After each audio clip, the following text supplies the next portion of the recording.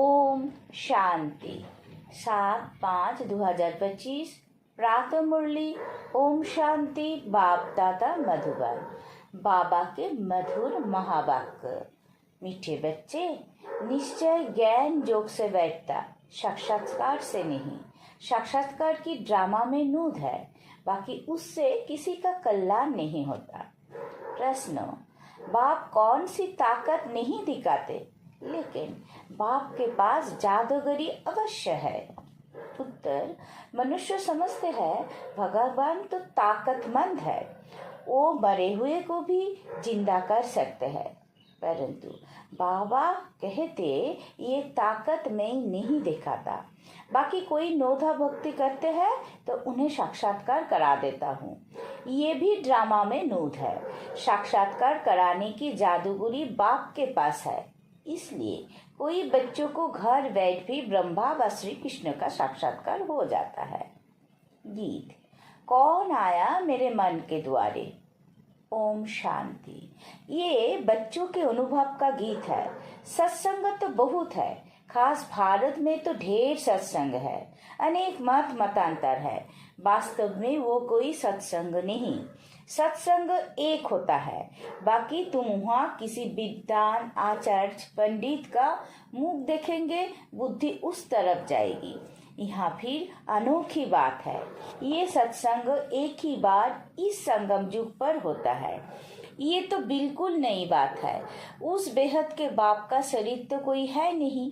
कहते हैं मैं तुम्हारा निराकार शिव बाबा हूँ।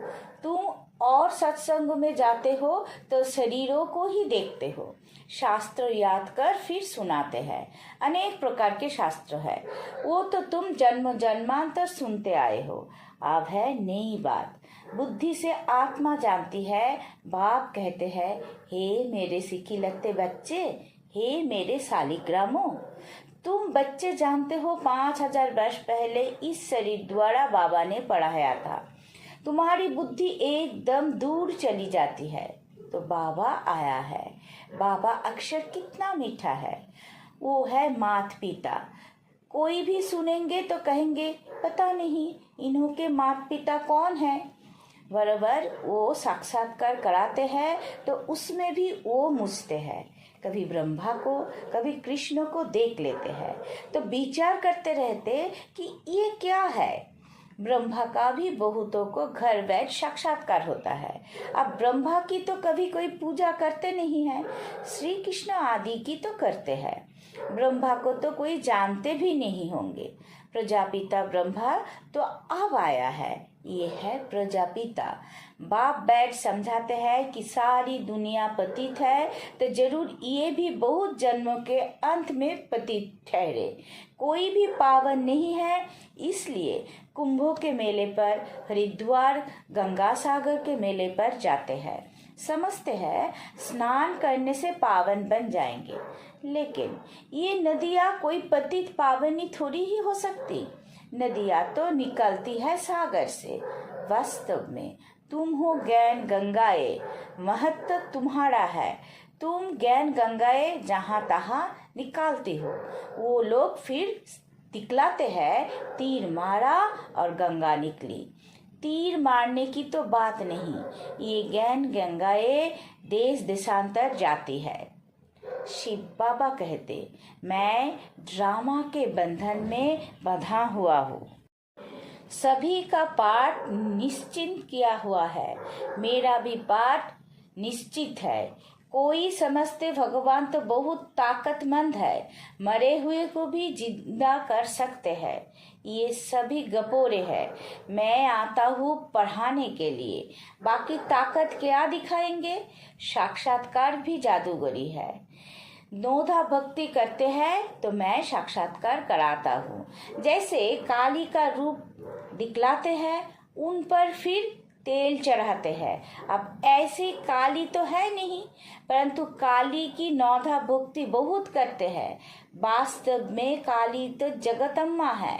काली का ऐसा रूप तो नहीं, परंतु नौधा भक्ति करने से बाबा भावना का भाड़ा दे देते हैं। काम चिता पर बैठने से काले बने, अब ज्ञान चिता पर बैठ गोरे बनते हैं। जो काली अब जगदम्बा बनी है वो साक्षात्कार कैसे कराएगी? वो तो अभी बहुत जन्मों के अंत के भी अंत वाले जन्मों में है। देवताएं तो अभी है नहीं, तो वो क्या साक्षात्कार कराएंगे? बाप समझाते हैं, ये साक्षात्कार की चाबी मेरे हाथ में है। अल्पकाल के लिए भावना पूरी करने के लिए साक्षात्कार करा देता हूँ, परंतु वो कोई मेरे से नहीं मिलते। मिसाल एक काली का देते हैं, इस रीति बहुत है, हनुमान, गणेश आदि।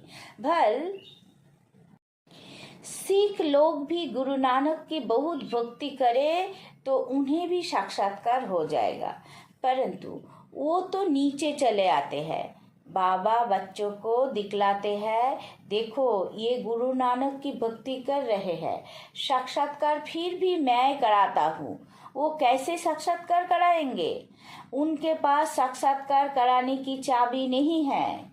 ये बाबा कहते हैं, मुझे बिना स्थापना का साक्षात्कार भी उस बाबा ने कराया, परंतु साक्षात्कार से कोई का भी कल्याण नहीं। ऐसे तो बहुतों को साक्षात्कार होते थे, आज वो है नहीं। बहुत बच्चे कहते हैं, हमको जब साक्षात्कार हो तो निश्चय बैठे, परंतु निश्चय साक्षात्कार से नहीं हो सकता। निश्चय बैठता है ज्ञान और योग से। 5000 वर्ष पहले भी मैंने कहा था कि ये साक्षात्कार मैं कराता हूँ। मीरा ने भी साक्षात्कार किया। ऐसे नहीं कि आत्मा वहाँ चली गई, नहीं, बैठे बैठे साक्षात्कार कर लेते हैं, लेकिन मेरे को नहीं प्राप्त कर सकते। बाप कहते हैं, कोई भी बात का संशय हो तो जो भी ब्राह्मणिया टीचर्स है उनसे पूछो। ये तो जानते हो मच्छियाँ भी नंबरवार है, नदियाँ भी नंबरवार होती है। कोई तो तालाब भी है, बहुत गंदा वासी पानी होता है, वहाँ भी श्रद्धा भाव से मनुष्य जाते हैं। वो है भक्ति की अंधश्रद्धा। कभी भी कोई से भक्ति छुड़ानी नहीं है। जब ज्ञान में आ जाएंगे तो भक्ति आप ही छूट जाएगी। बाबा भी नारायण का भक्त था। चित्र में देखा लक्ष्मी दासी वन नारायण के पांव दबा रही है तो ये बिल्कुल अच्छा नहीं लगा। सत्युग में ऐसा होता नहीं। तो मैंने एक आर्टिस्ट को कहा कि लक्ष्मी को इस दासी बने से विदाई दे दो। बाबा भक्त तो था, परंतु ज्ञान थोड़ी ही था। भक्त तो सभी है, हम तो बाबा के बच्चे मालिक है। ब्रह्मांड का भी मालिक बच्चों को बनाते हैं। कहते हैं तुमको राज्य भाग्य देता हूँ। ऐसा बाबा कभी देखा? उस बाप को पूरा याद करना है। उनको तुम आंखों से नहीं देख सकते, उनसे जोग लगाना है। याद और ज्ञान भी बिल्कुल सहज है। बीज और झाड़ को जानना है। तुम उस निराकारी झाड़ से साकारी झाड़ में आए हो। बाबा ने साक्षात्कार का राज भी समझाया, झाड़ का राज भी समझाया, कर्म अकर्म विकर्म की गति भी बाबा ने समझाया है। बाप, टीचर, गुरु तीनों से ही शिक्षा मिलता है। अभी बाबा कहते हैं, मैं तुमको ऐसी शिक्षा देता हूँ, ऐसे कर्मों सिखलाता हूँ जो तुम 21 जन्म सदा सुखी बन जाते हो। टीचर शिक्षा देते हैं ना, गुरु लोग भी पवित्रता की शिक्षा देते हैं अथवा कथाएं सुनाते हैं, परंतु धारणा बिल्कुल नहीं होती। यहाँ तो बाप कहते हैं अंत मति सो गति होगी। मनुष्य जब मरते हैं तो भी कहते हैं राम राम कहो तो बुद्धि उस तरफ चली जाती है। अभी बाप कहते हैं तुम्हारा साकार से जोग छूटा। अब मैं तुमको बहुत अच्छे कर्म सिखलाता हूँ। श्री कृष्ण का चित्र देखो। पुरानी दुनिया को लात मारते और नई दुनिया में आते हैं। तुम भी पुरानी दुनिया को लात मार नई दुनिया में चाहते हो। तो तुम्हारी नर्क के तरफ है लात, सर तरफ है मुंह।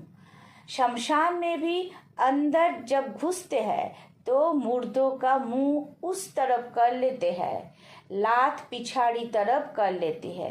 तो ये चित्र भी ऐसा बनाया है। मम्मा बाबा और तुम बच्चे, तुमको तो मम्मा बाबा को फॉलो करना पड़े, जो उनकी गद्दी पर बैठो। राजा के बच्चे प्रिंस प्रिंसेस कहलाते हैं ना। तुम जानते हो हम भविष्य में प्रिंस प्रिंसेस बनते हैं। ऐसा कोई बाप टीचर गुरु होगा जो तुमको ऐसे कर्म सिखलाए। तुम सदाकाल के लिए सुखी बनते हो। ये शिव बाबा का बर है, वो आशीर्वाद करते हैं। ये नहीं, हमारे ऊपर उनकी कृपा है। सिर्फ कहने से कुछ नहीं होगा, तुमको सीखना होता है। सिर्फ आशीर्वाद से तुम नहीं बन जाएंगे, उसकी मत पर चलना है, ज्ञान और जोग की धारणा करनी है। बाप समझाते हैं कि मुख से राम राम कहना भी आवाज हो जाता।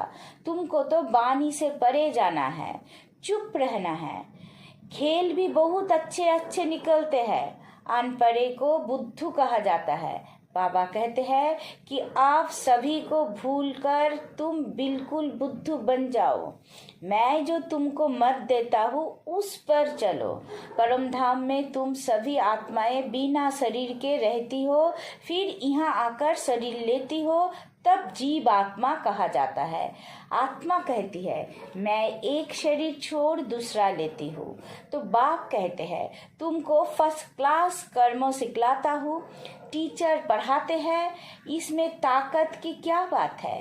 साक्षात्कार कराते हैं, इसको जादूगरी कहा जाता है। मनुष्य से देवता बनाना, ऐसे जादूगरी कोई कर ना सके। बाबा सौदागर भी है, पुराना लेकर नया देते हैं। इनको पुराना लोहे का बर्तन कहा जाता है, इनका कोई मूल्य नहीं है।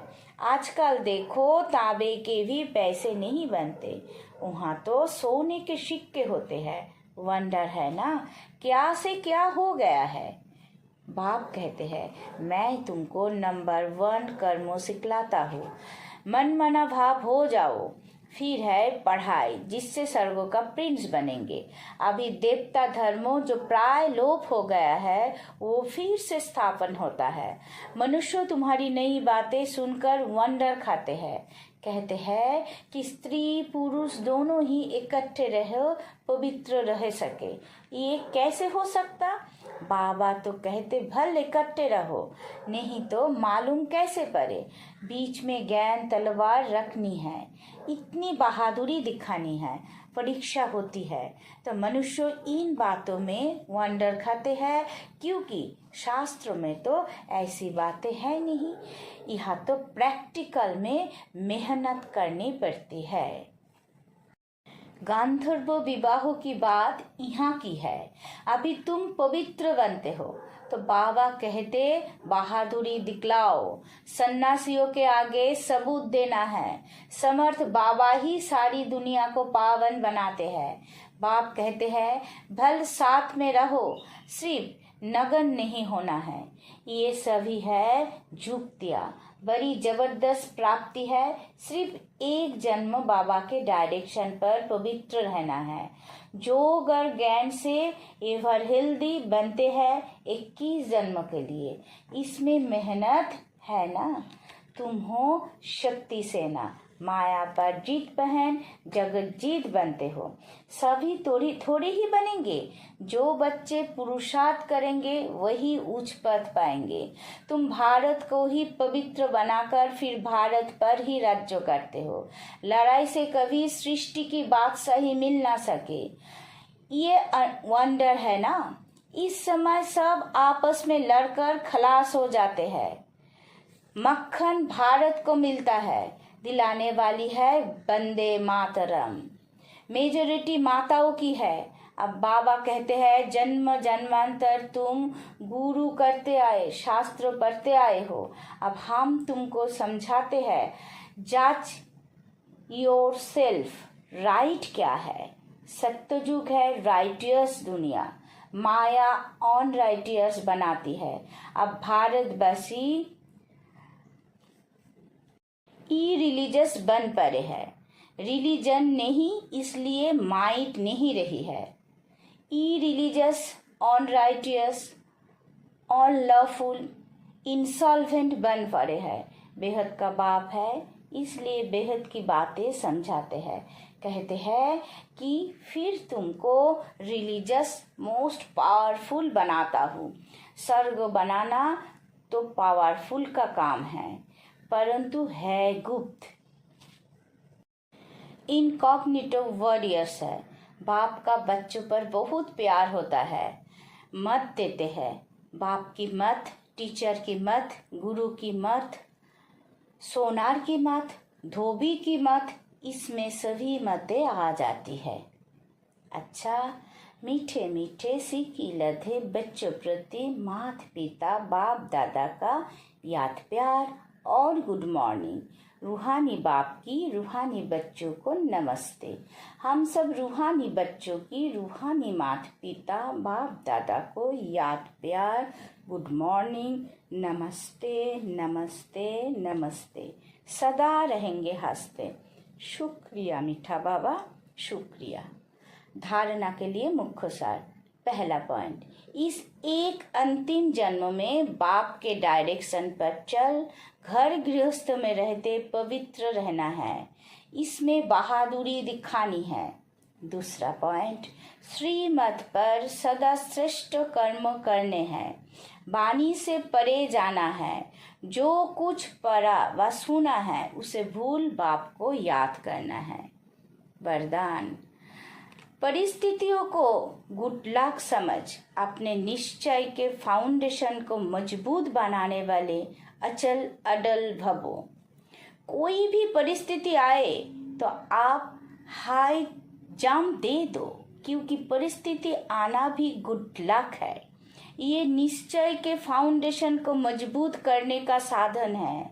आप जब एक बारी अंगद के समान मजबूत हो जाएंगे तो ये पेपर भी नमस्कार करेंगे। पहले विकराल रूप में आएंगे और फिर दासी बन जाएंगे। चैलेंज करो, हम महावीर है। जैसे पानी के ऊपर लकीर ठहर नहीं सकते, ऐसे मुझ मास्टर सागर के ऊपर कोई परिस्थिति पार कर नहीं सकती। 100 स्थिति में रहने से अचल अडल बन जाएंगे। स्लोगन, पुराने वर्ष को विदाई देने के साथ साथ कड़वेपन को भी विदाई दे दो। अब बैक तो इशारे, रूहानी रॉयल्टी और प्योरिटी की पर्सनालिटी धारण करो। यदि वरदाता और वरदानी दोनों का संबंध समीप और स्नेह के आधार से निरंतर हो और सदा कंबाइंड रूप में रहो तो पवित्रता की छत्रछाया सतो रहेगी। जहाँ सर्वशक्तिमान बाप है वहाँ अपवित्रता सपनों में भी नहीं आ सकती है। जब अकेले होते हो तो पवित्रता का सुहाग चला जाता है। ओम शांति।